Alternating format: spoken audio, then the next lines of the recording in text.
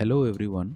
Have you ever wondered why a single vitamin is found in almost every food you eat and why its name literally means everywhere?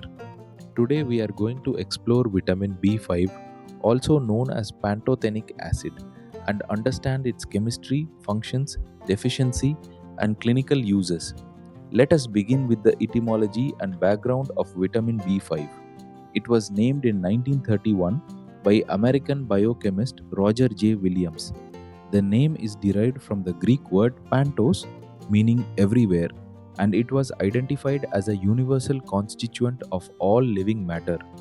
In terms of chemical mastery, its chemical structure was determined in 1940, and Fritz Albert Lippmann was awarded the Nobel Prize for discovering its functional offspring, Coenzyme A, abbreviated as CoA. As for the clinical baseline, normal human blood chemistry contains 18 to 35 milligrams of pantothenic acid per 100 milliliters, and it is stored primarily inside cells as coenzyme A. Now let us look at the coenzyme A engine, which shows how a single precursor drives hundreds of biochemical reactions.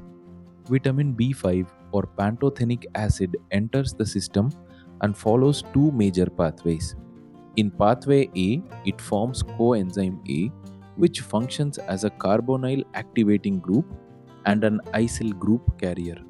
In pathway B, it forms acyl carrier protein, abbreviated as ACP, which is the vital component for the fatty acid synthesis complex. Together, these pathways support lipid and fatty acid metabolism, being essential for fatty acid synthesis, degradation, and overall lipid metabolism. They also play a vital role in neurotransmitter synthesis, particularly in acetylcholine production, and they directly link to corticosteroid production through adrenal cortical function and corticosteroid biosynthesis. Let us now trace the pathway from dietary ubiquity to cellular absorption, looking at nature's abundance versus the processing hazard. In terms of sourcing, beef liver in a 3-ounce serving provides 8.3 milligrams. Shiitake mushrooms in half a cup provide 2.6 milligrams. Chicken breast in a 3-ounce serving provides 1.3 milligrams. And half an avocado provides 1 milligram. It is worth noting that intestinal flora also produces vitamin B5, though its exact contribution remains unknown. However, there is a processing hazard, as food processing destroys 20% to nearly 80% of naturally occurring pantothenic acid, and the body only absorbs roughly 40 to 61% from consumed foods.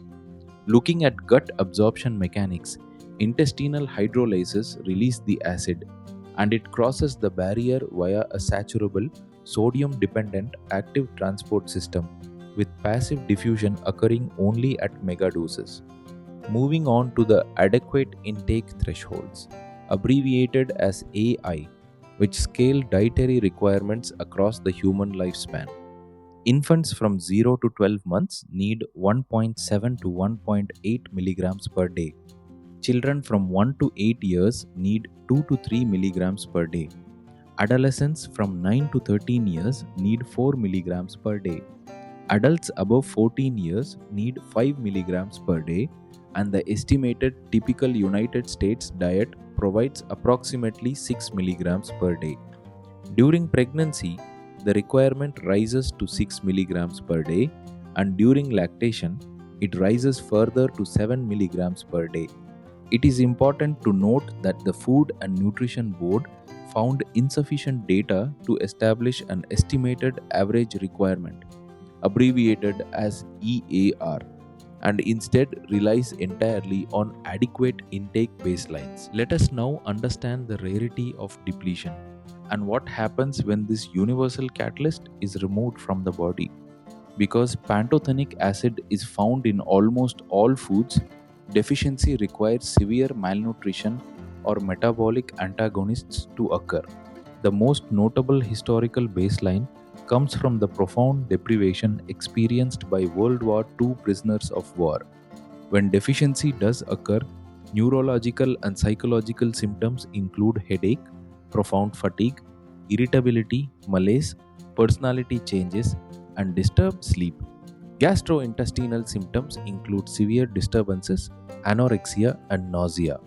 Neuromuscular and extremity symptoms include the hallmark burning feet syndrome, along with paresthesia, severe muscle cramps, and impaired muscle coordination. As a comorbidity note, deficiency may also play a role in acetylcholine deficiency, myelin loss, and age related dementias, such as Huntington disease. Now, let us look at a rare genetic bottleneck related to vitamin B5, known as PKAN.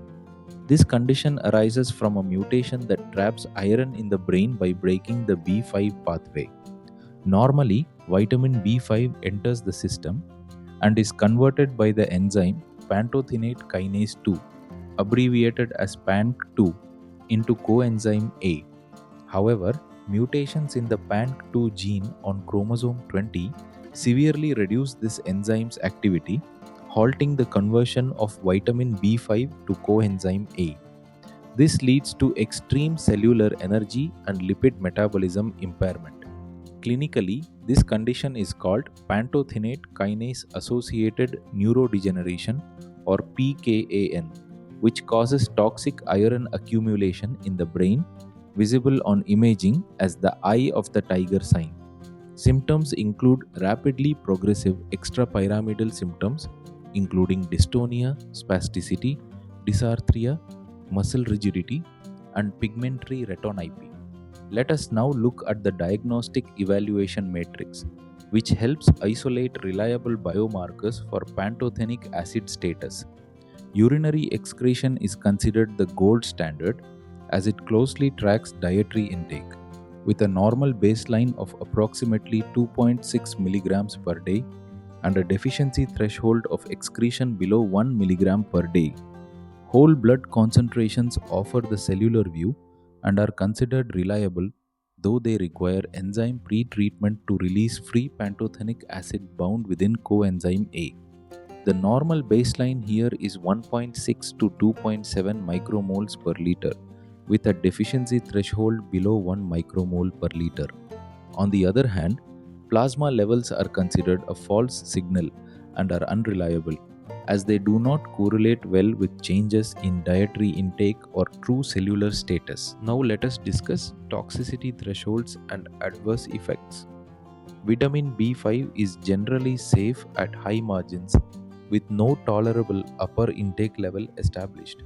However, at doses above 10 grams per day, megadosing can cause mild diarrhea and gastrointestinal distress. Common systemic effects include muscle and joint pain, headache, dizziness, nausea, elevated creatine phosphokinase and alanine transaminase levels, new onset diabetes mellitus, and flu-like illness. Rare and severe effects include jaundice, rhabdomyolysis, and pancreatitis. In terms of topical risks, allergic contact dermatitis has been reported with topical use of panthenol cream and Dexpanthenol. Let us now explore clinical therapeutics of vitamin B5 beyond nutrition, focusing on its derivatives for hyperlipidemia and dermatology. The first is Pantethine, used for systemic lipid lowering. Its mechanism involves a dimeric form of Pantethine targeting triglyceride synthesis and lipoprotein metabolism. The clinical dosing ranges from 600 mg per day, scaling up to 900 mg per day. Its efficacy shows significant reductions in total cholesterol, low-density lipoprotein cholesterol, and triglycerides, up to 32.9%, along with increases in high-density lipoprotein and coenzyme Q10 levels. The second is Dexpanthenol, used for topical application and wound healing.